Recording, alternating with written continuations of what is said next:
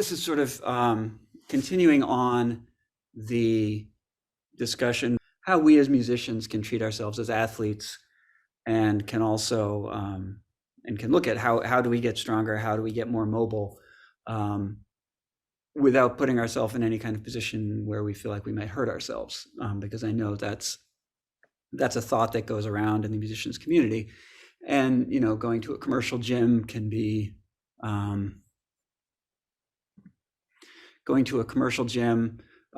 intimidating, and you see people doing lots of stupid stuff. Mhm. So, having sort of a sense of what you want to do, and how to accomplish your own goals, and get stronger, and sort of more able to move, is a really useful goal. So I'm going to back up, and some of this is not sort of obvious strength type work, but I feel like it sets a foundation for being able to move as a human being, which is what we have to do when we're playing our instruments. And so these are a lot of things that I use on a daily basis. First thing in the morning, I get up, I make a cup of coffee, and I do a little routine made up of some of these movements, just sort of to make myself feel at home in my body. And I'll tell you exactly where I get them all, because I didn't make any of this stuff up.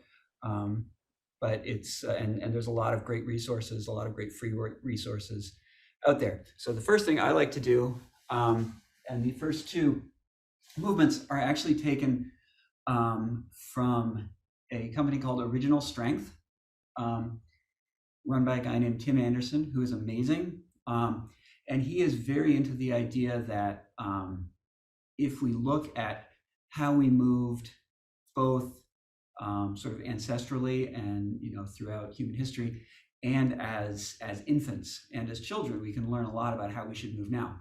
So this first move is it's a deceptively simple move, and I'll talk you through it. It's called an egg roll.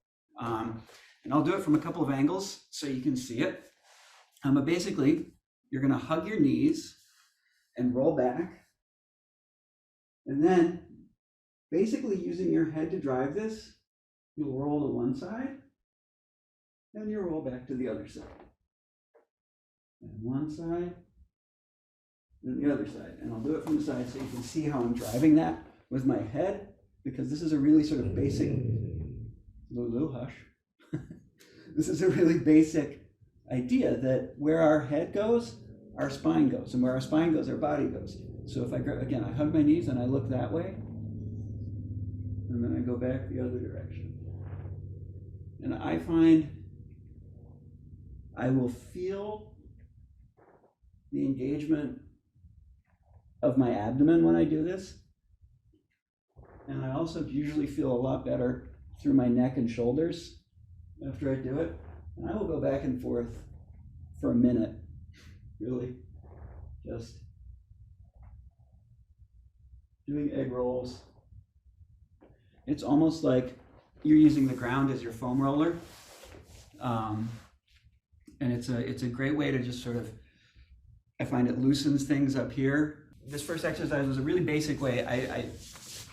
I find, the time that we spend at the cello, and I'm sure at the clarinet, where we're spending so much time sort of wrapped around something this way, even though I'm wrapped up here, this rolling movement really frees up a lot of stuff. And the second thing we'll go through, and this one will tie in later also. But one of the ideas, again, this is from Original Strength. One of the ideas they have is that, and this is shared in Feldenkrais method. You run across it in a lot of movement education methods, but that essentially we have these muscular structures and fascial structures that connect across our torso in an X. They connect across the front of our body. They connect across the back of our body. When we walk with, which arm is this? This is my right arm. My right arm and my left leg move forward. My left leg and my right arm. I can't tell left from right. It's a secret that I don't tell a lot of people. So this is called crossbody marching. And this is to sort of emphasize that connection in a really obvious way. And so what you do, so stand up like this, and then touch your elbow to your opposite knee. And we're not actually marching. If you can't actually touch them, that's fine. You're worried, excuse me, something in my throat. You're working on that, that connection and feeling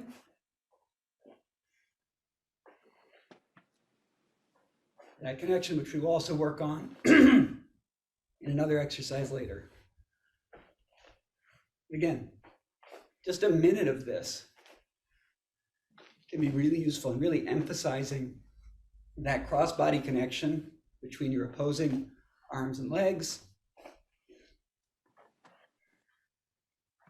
You might feel this in your abdomen. If you have lots of room or you're outside and you're not self-conscious, I mean, you can really walk this way and just sort of do it as a warm-up. You'll see a lot of track and field athletes where they skip. Skipping is another way to do this, and you can skip while you touch your opposite leg. There's lots of ways to explore this motion. But that, I know on the cello, oh, my head isn't in the picture. I know on the cello, I actually feel that connection a lot between, for instance, my bow arm and my left leg, that there's support and connection that needs to happen there across my back and across my torso so that I can feel integrated. Lulu says hi.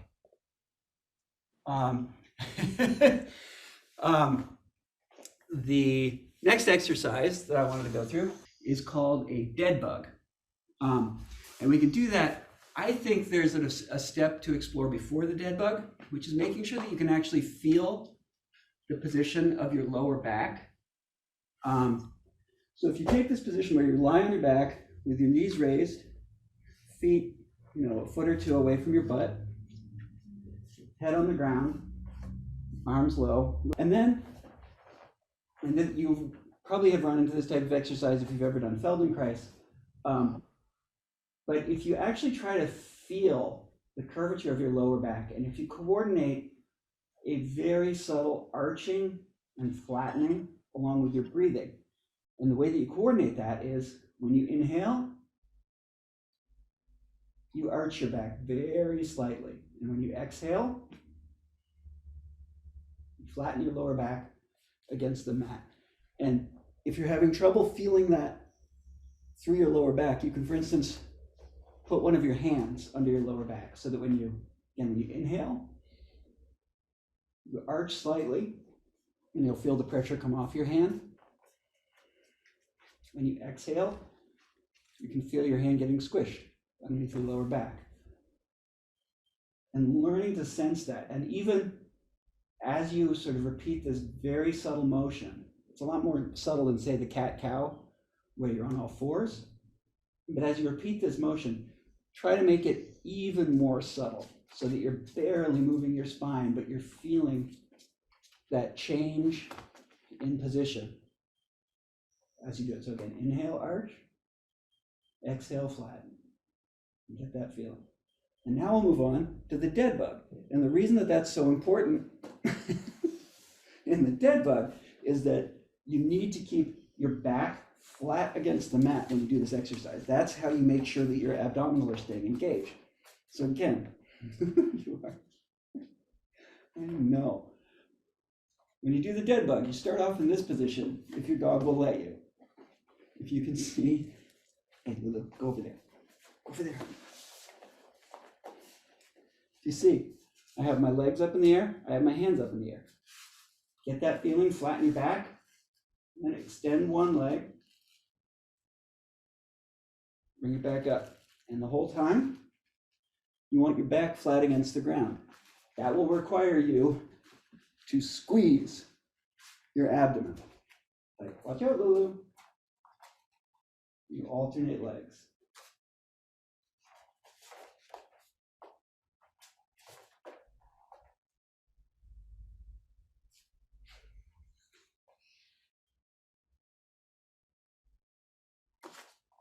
This is why I don't let Lulu come down into the home gym in the basement with me. She would have way too much fun. And you keep that, you do as many as you can. It's not the type of exercise where you're really going to get exhausted, but what you'll probably notice is that at some point you won't be able to keep your back flat on the floor while you extend your leg. And that's maybe your signal that either you're not concentrating hard enough, or it's a signal that you've done enough and you can't support that position anymore.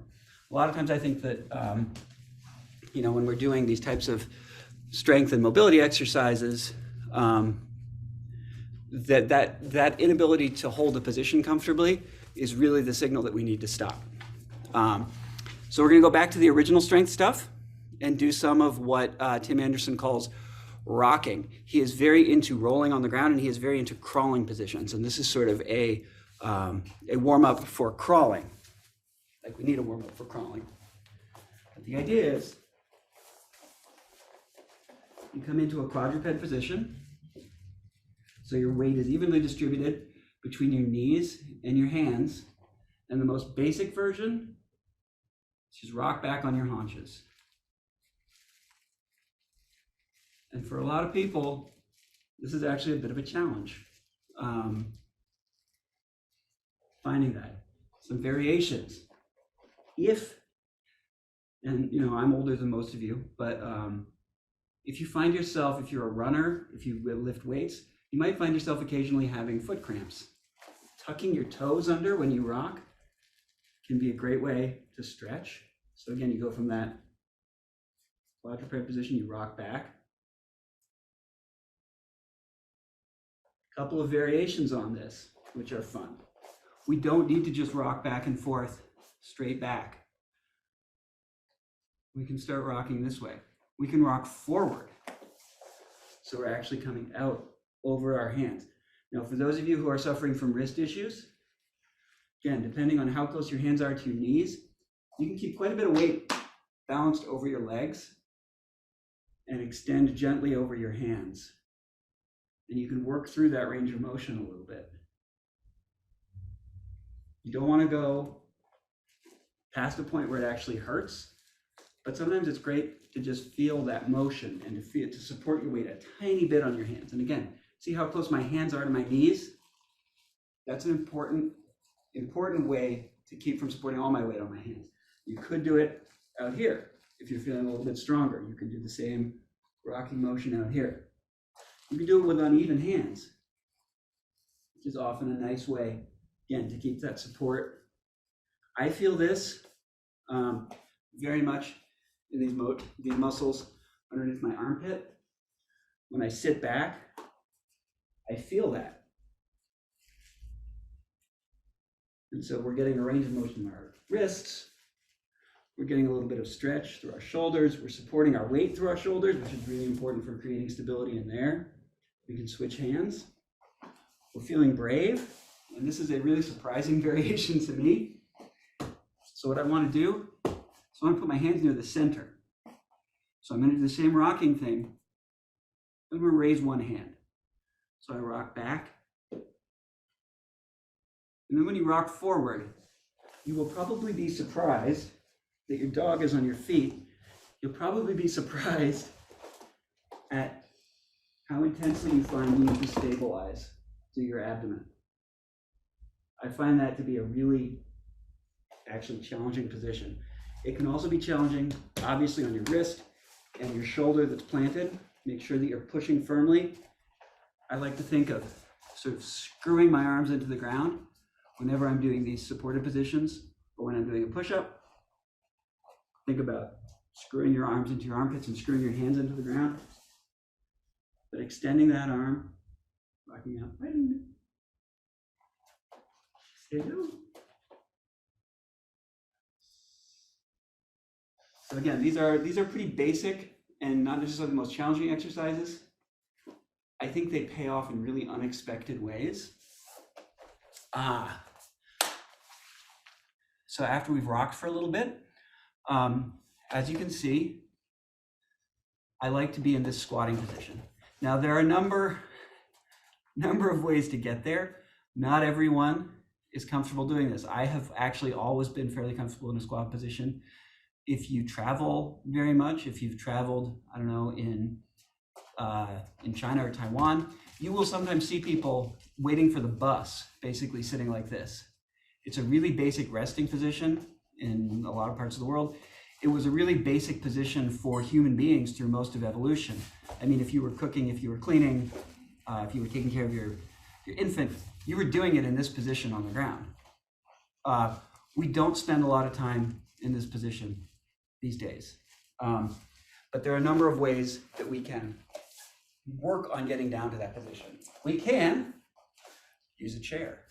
So for instance, if I just reach out, support my hands on the chair, and again, let some of that weight be supported through my hands. I can grab the chair. You don't want to pull your chair over on you. If you have a resistance band and something heavy to wrap it around, you can do something like, I wrap it around the leg of my piano. Again, I can sort of extend out here. And that little bit of support, a lot of times, is what we really need to realize that mobility. And sometimes it's just nerves over being low on the ground. Sometimes it's actual physical limitations. So we want to be respectful of our own limitations. The limitations on getting into a squat position, a lot of times they have to do with our ankles. Can my ankle flex forward in this position as far as it needs to keep my weight centered over my feet? I don't know. If my shins don't go much past there, it suddenly becomes a very different position. So finding that balance, finding the flexibility in the lower back, so that if I can't touch my toes, dropping into that low squat can be challenging. But again, another fun way to explore that position is to do it again from that quadruped position. If you tuck your toes, so you're prepared to come up on your feet, start out here, walk your hands back. So you're not really ending up in a full squat because I'm still supporting myself on my hands. But it can be a way to get down that low in the squatting position. Realize the flexibility in the hips and your back without necessarily needing to do it from standing. Because that's usually the most challenging variation, is to just be here and then drop down to there. So if we can find ways to make that a little bit more accessible as a position, that's a great thing. Another variation, a movement that we can do that comes out of that getting into that squat position, and this is where you get to see my my abilities as a really bad yogi. But again, if we start from that quadruped position, and then we extend upwards into a downward dog. So we're rooting our hands in the ground. We're trying to extend backwards through our hamstrings, which is a big limiting factor for me. So we start in this quadruped position, we press ourselves up into a downward dog, and then comes the fun part. Touch your opposite toe. And I'll do that from this angle. So you can see we press up into the downward dog, reach back, touch your opposite toe. Quadruped. Downward dog can be really challenging as far as shoulder stability and strength. So you don't need to hold it for that long.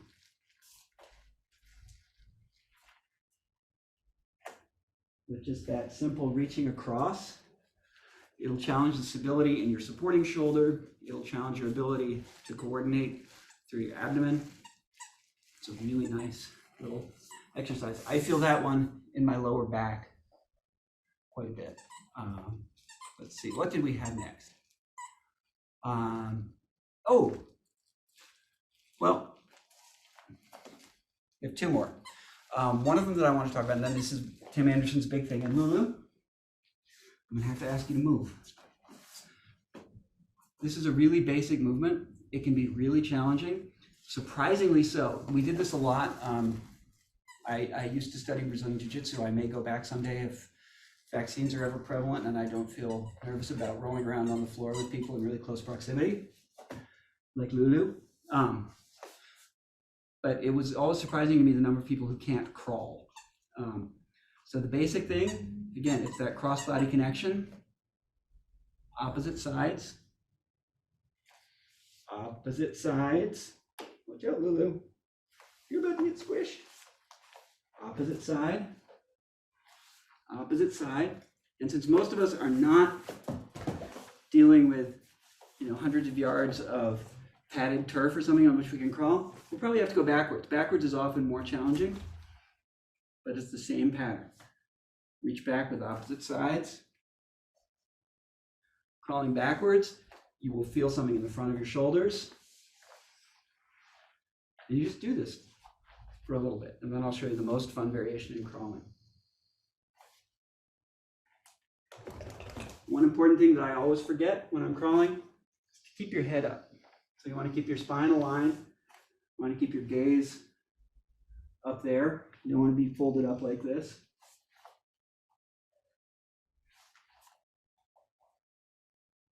This is where having a nice big mat like this comes in handy.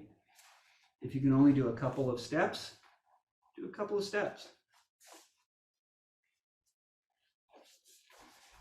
If you have the room,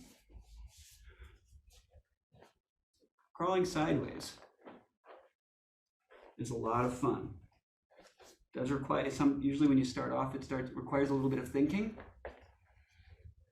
about what it means to have that cross-body connection.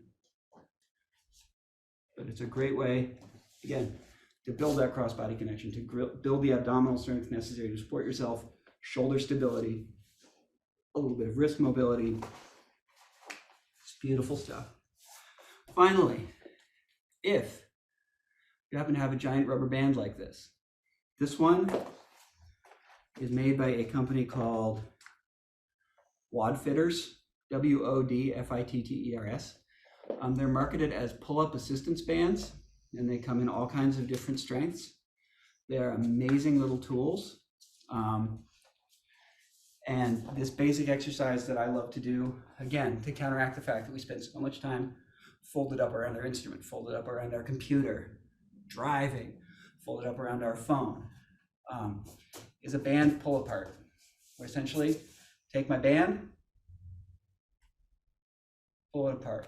Now, the important things to think about are that I want to keep my spine neutral. I want to keep it all the way up through the top of my head. I want to keep it neutral through my butt. One way I can focus on that is to squeeze both my butt and my abs so that I'm creating a really sort of upright posture, and then maintain that as I pull. So I'm not sticking my head out, I'm not bending my knees, squeeze, squeeze, pull. So you're really trying to find that position where you're just pulling your shoulder blades together. Again, if you got something like this, you can vary the resistance. You can hold on to both. You can double your band over. You can grab just one side. This is one of those exercises that you probably want to do in a fairly high number of repetitions. You probably want to be doing them in like groups of 15 or so, rather than some exercises where you might do it for like, 1 or 5, and that's your limit. Doing this exercise, like you might, if you've ever gone through physical therapy, if you've gone through occupational therapy, you do a lot of exercises where you perform them for quite a few repetitions. This is one of those. So to talk through the stuff we did today, we did the egg rolls. We drive the motion with your head, then use the ground as your foam roller. Great way to integrate. We looked at the crossbody marching, which builds that same connection that you can build through crawling. We looked at dead bugs with the warm-up beforehand, where we focused on really sensing the position of our lower back as it presses into the ground. So coordinating that with your breathing, and then progressing on to doing the actual dead bug exercise, looking at your ability to keep your back pressed to the mat consistently. Look at that as your limit in how you can successfully perform a dead bug. You might not feel a burn, you might not feel a lot of fatigue, but if your back starts pulling off the ground, you're probably too tired to keep doing the exercise. We looked at, the cues are going away. We looked at rocking and the variations there. Again, when you start in this quadruped position, you do simple rocking, you can tuck your toes under, you can rock in circles, you can rock forward and backwards with one hand raised, which, as I pointed out, can be a really challenging abdominal exercise. I actually found that 2 years ago when I was recovering from hernia surgery. And this, I think, was a really great exercise for learning to sort of integrate around the healing holes in my abdominal wall. We looked at squats with a chair, working into the squat from a quadruped position. And really the goal, I should have mentioned this earlier, the goal is really to have a nice flat-footed squat. This is a different thing. This squat with your heels off the ground, that's a very different position than this one. Lots of times the limiting factor getting there, again, it's your ankle and your lower back flexibility. This requires a lot less lower back flexibility, and your ankles are obviously not quite as deeply flexed. We looked at crawling, forwards, backwards, side to side, keeping that neutral spine. And we looked at those band pull-aparts, which I think are a great exercise. And these bands, the other option that I have found really useful, and I discovered these when I was going to see a Rosti worker. They're soft tissue workers, but TheraBand is great stuff. Again, you can get in all sorts of different tensions. You can double it up.